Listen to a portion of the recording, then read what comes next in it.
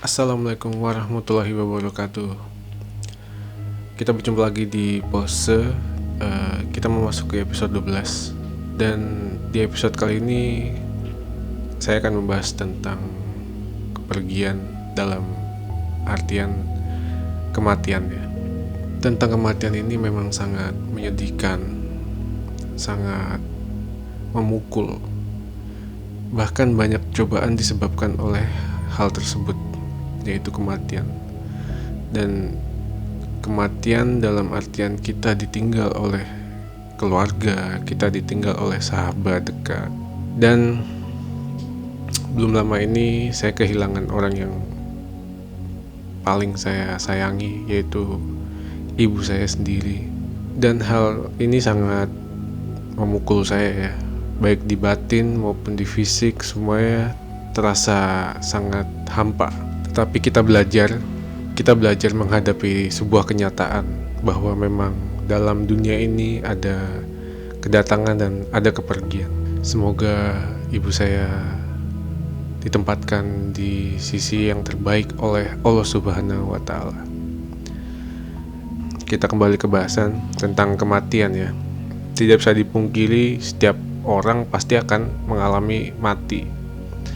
Dan tidak bisa dipungkiri kapan kematian itu tiba. Yang kita perlukan hanya kita harus memiliki bekal untuk menuju alam kubur ya. Kita harus memiliki bekal yang baik, terutama bekal-bekal kita dalam beribadah, bersedekah.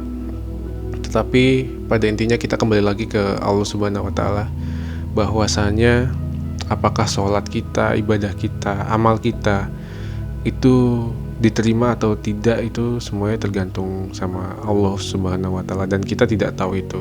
Kita hanya bisa berikhtiar sebaik mungkin, sekeras mungkin, agar kita memiliki bekal saat kita meninggal nanti. Kepergian tentang kabar duka itu sangat menyakitkan. Bagi sebagian orang mungkin banyak ya, bukan sebagian orang, banyak orang ya, jika ada yang ditinggal sahabat, ditinggal keluarga, teman, saudara, pasti kita sangat bersedih. Karena kenapa kita bersedih? Karena tidak ada sosok itu lagi, tidak ada sosok yang akan berbicara langsung dengan kita. Kita hanya memiliki memori-memori, kita hanya memiliki kenangan tentang orang tersebut, orang yang telah meninggal itu.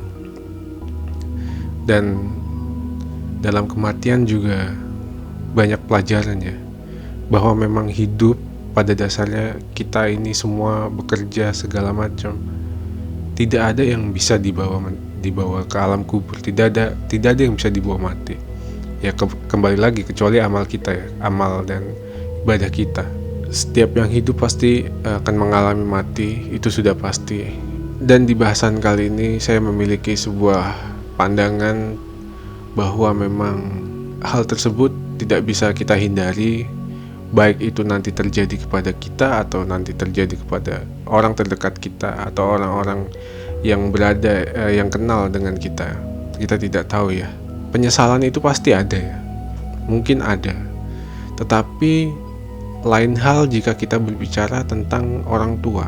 Ini sangat mendalam ya, penyesalan seperti ini. Karena mungkin kita kurang berbakti atau kita kurang perhatian sebelumnya sampai membuat kita menyesal.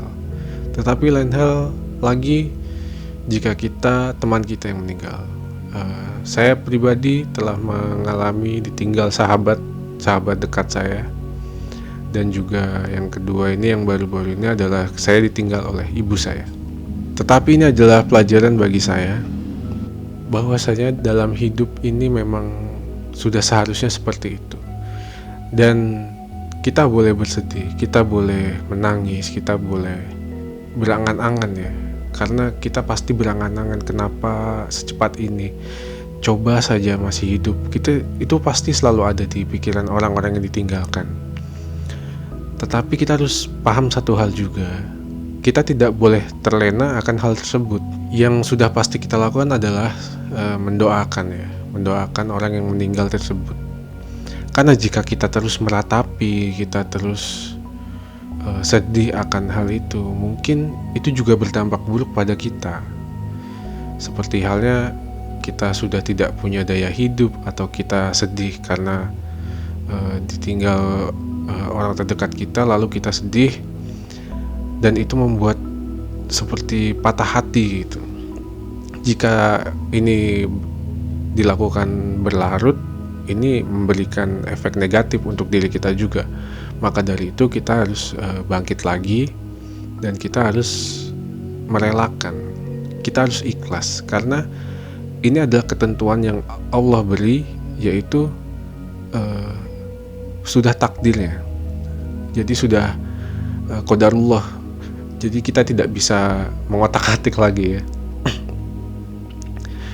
Dan bahkan di saat seperti ini, iblis pun memiliki celah untuk menghasut kita. Salah satunya apa? Jika kita terus meratapi kepergian orang yang kita sayangi, orang yang terdekat dengan kita, orang tua kita meratapi terus, kita meratapi, dan kita sedih, dan kita selalu sedih, kita terlena oleh kesedihan itu, maka iblis memiliki celah untuk masuk. Dia akan membuat kita berpikir bahwa kita telah secara tidak langsung, kita itu menolak ketetapan yang Allah berikan, karena kematian itu adalah ketetapan dari Allah dan kita tidak bisa memungkirinya. Maka dari situ iblis masuk untuk maksud kita bahwa sudah saja kita terlena oleh kesedihan itu hingga berlarut-larut, sehingga kita tidak bisa menerima, kita tidak bisa ikhlas, kita tidak bisa bangkit lagi dalam menghadapi hal seperti ini. Maka ini sangat berbahaya juga ya. Jadi memang ada ilmu-ilmunya dalam menghadapi setiap situasi itu, dan mungkin memang berat, tapi seiring berjalannya waktu itu pasti sudah menjadi hal yang biasa ya. Dan karena memang dunia seperti itu, berulang siklus. Jadi mungkin saat ini kita mengalami kesusahan atau cobaan yang berat, suatu saat itu akan berlalu. Sama seperti halnya kematian ini. Orang yang meninggalkan kita, kita sedih, itu pasti akan berlalu. Tapi satu intinya, kita harus tetap mendoakan orang yang telah meninggalkan kita. Seperti itu. Dan saya memiliki tafsiran bahwa ternyata kematian itu seperti mimpi. Bahwasanya kita bermimpi misal kita bertemu oleh artis yang kita suka mungkin ya, atau orang yang kita suka, dan kita sangat senang bertemu dia. Tetapi saat kita bangun, ternyata itu hanya mimpi. Sama seperti kematian. Saat orang meninggal, kita pasti berpikir bahwa kenangan itu yang menyebabkan kita berpikir kok secepat ini gitu. Padahal kemarin masih ada, dan kenyataannya ya seperti itu, seperti mimpi gitu. Karena orang yang biasanya sering berbicara dengan kita atau sering berinteraksi, komunikasi dengan kita, ya hidup di dunia nyata inilah, hidup di dunia ini kita kan berkomunikasi ya.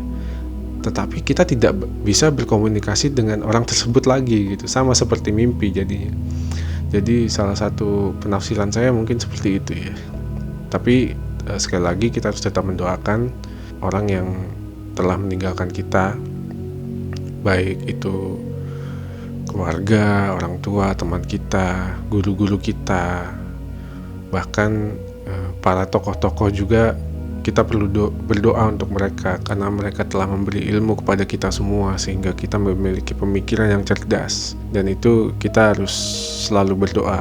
Dan sekali lagi, kita harus perbanyak amal kita, kebaikan kita, karena kita tidak pernah tahu kapan kita mati, dan kita tidak pernah tahu apakah amal kita diterima gitu, sholat kita diterima. Bahkan orang yang sering sholat pun masih merasa bahwa sholat mereka tidak diterima mungkin.